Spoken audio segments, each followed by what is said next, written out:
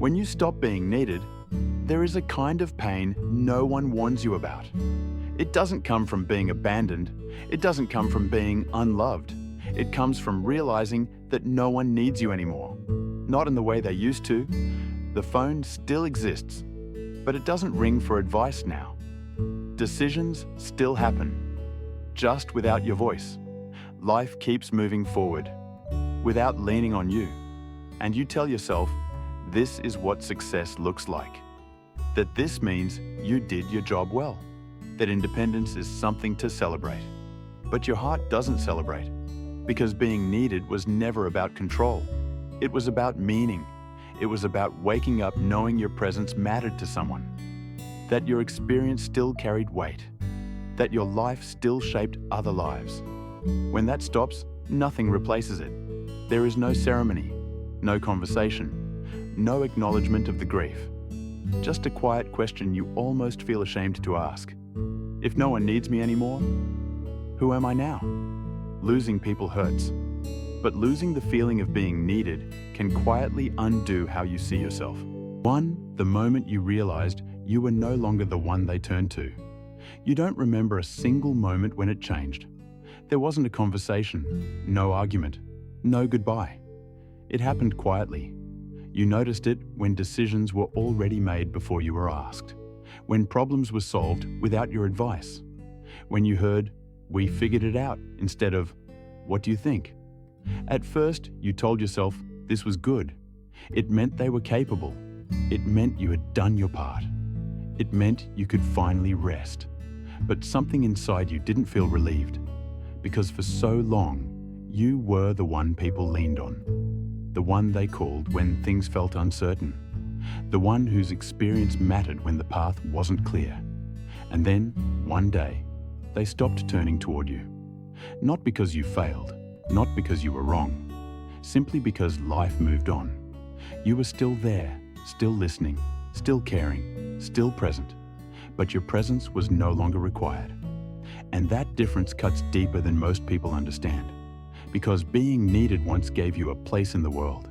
It told you when to show up. It told you where you belonged.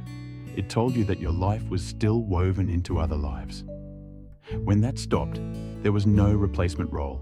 You were expected to step back quietly, to understand, to not mention the loss. And so you did. But a question began forming inside you. Slowly, carefully. When no one turns to me anymore, where do I stand now? You didn't lose importance overnight.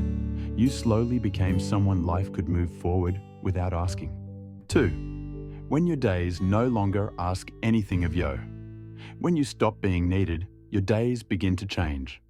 Not in a dramatic way, not all at once. They simply stop asking anything of you.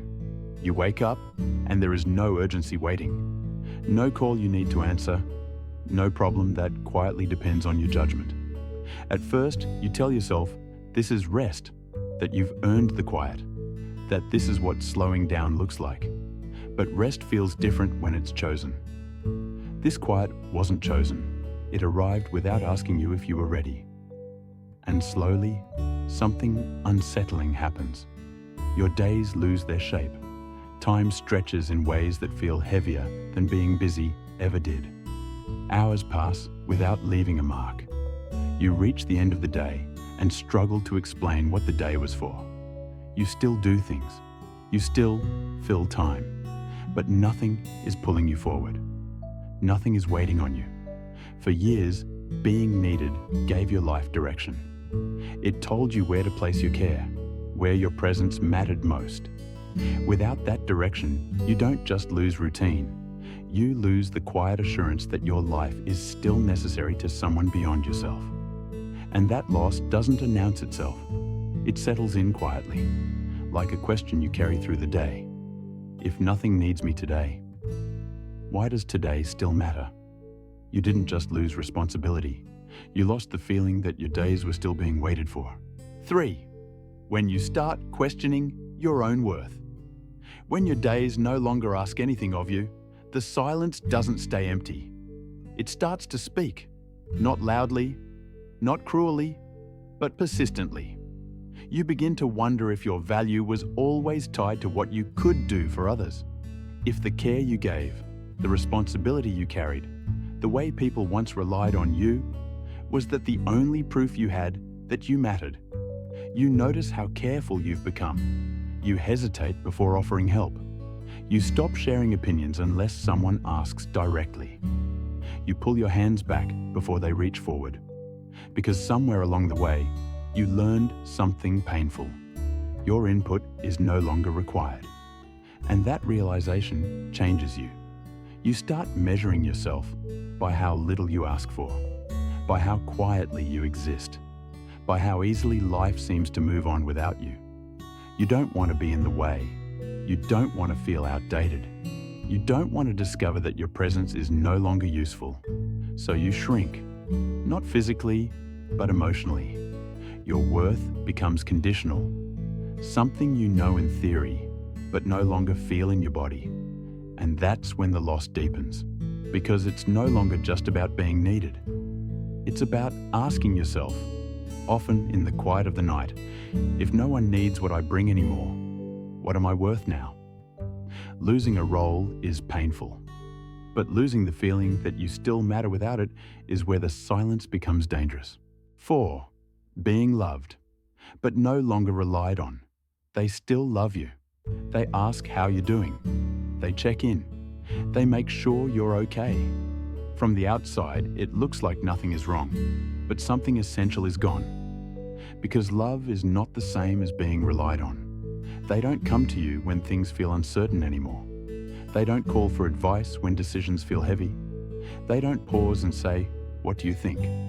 They've learned to handle things without leaning on you. And while part of you understands this, another part of you feels quietly displaced.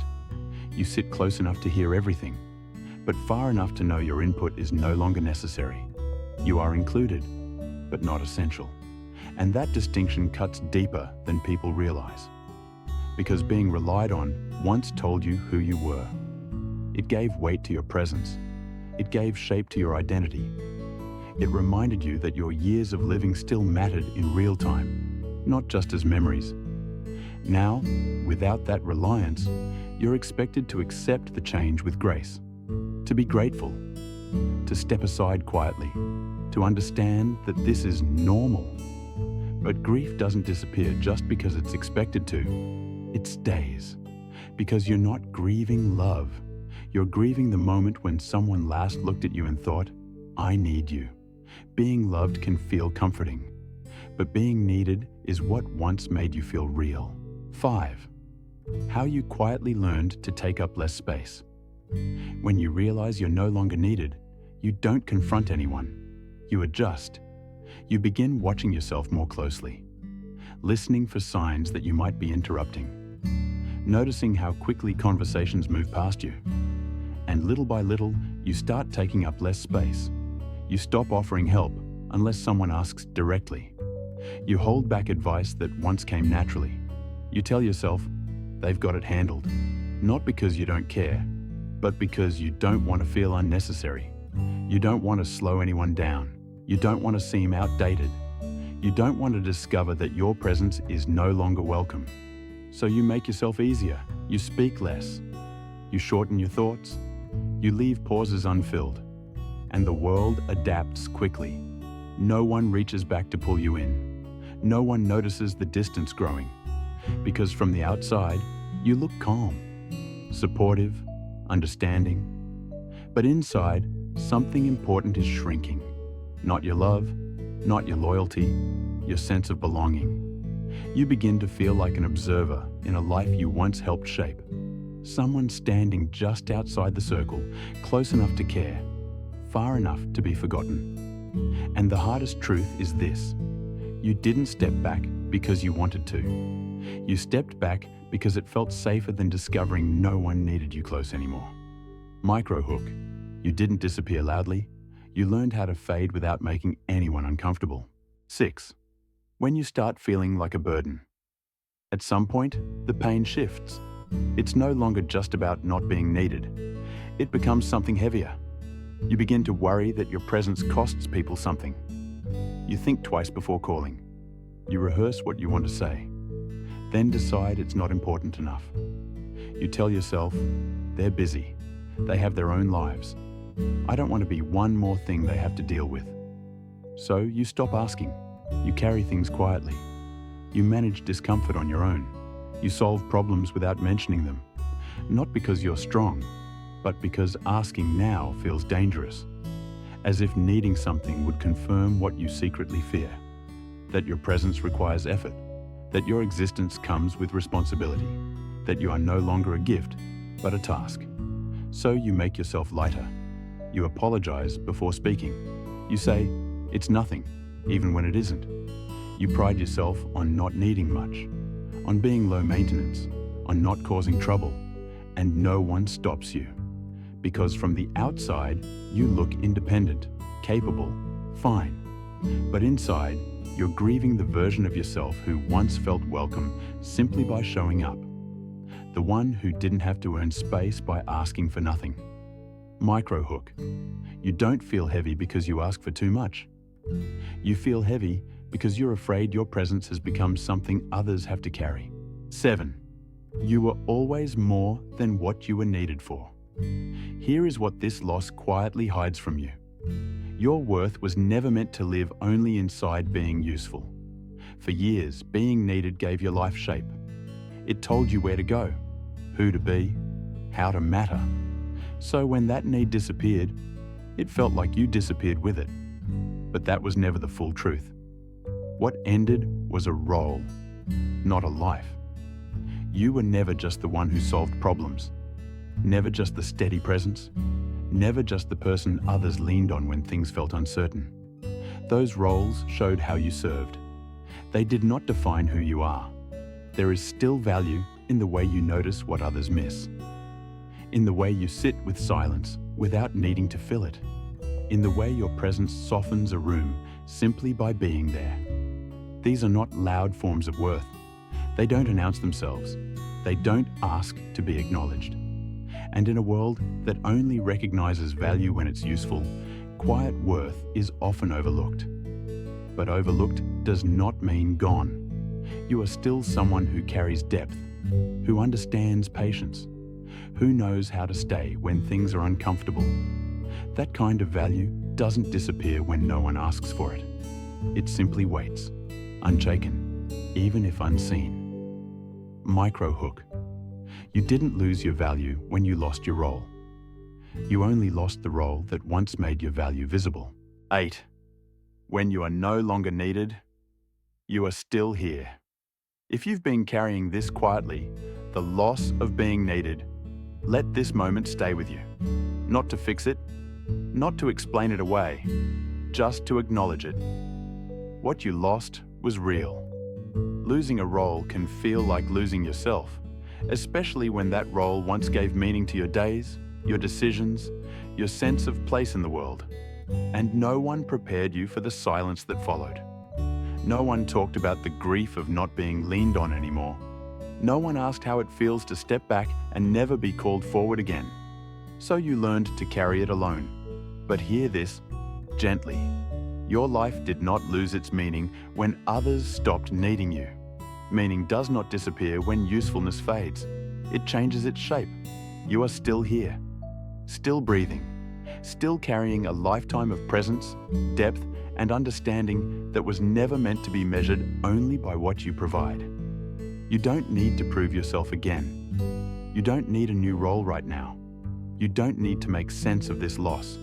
For this moment, it is enough to exist without being needed. To rest in who you are, not what you do for others. And if no one has said this to you lately, let it be said here. You mattered then. You matter now. Even in this quiet, even in this pause, you are still here. And that is not nothing.